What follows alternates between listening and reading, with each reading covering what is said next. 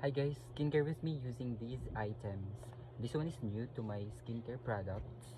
This is SY Glow Hand and Body Lotion. Kaya naubos na anak ko na. Tara! Okay, first thing first is this toner. I'm using Maxipil 1 but dili siya iga-apply sa bugos ng kahimo. I'm applying this sa part la nga mayon pimples para la mag-dry. Here. I'm normalizing having my skincare kay malaksikit magka-breakout. And normalize naman talaga yan ang skincare. Nagba-vary lakit sa ating gagamit. No?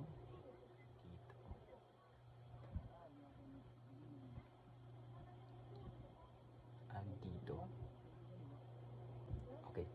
And then, igpapadry lang muna natin ang toner before we proceed to our moisturizer. I'm using this Celatec kay didakiyang dry na.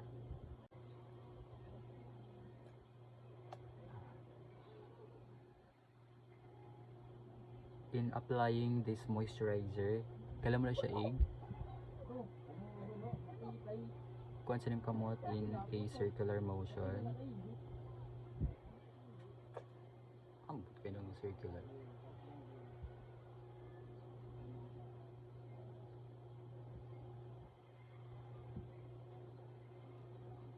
Apply this sa imo bugos nga kahimo and sa imo neck para fair ha.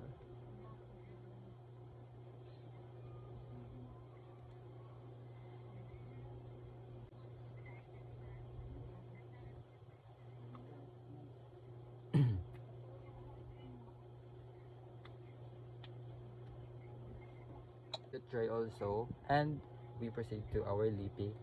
I'm using this Free Shiny in the shade Strawberry Red.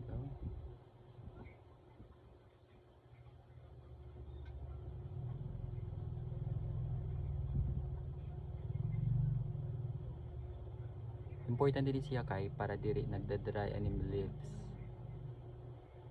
Tapos diri siya nagda-darken. O diba?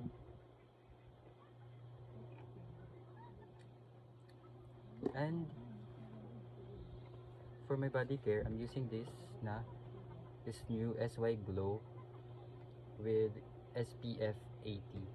Dili pa kasi even anak akon skin tone sa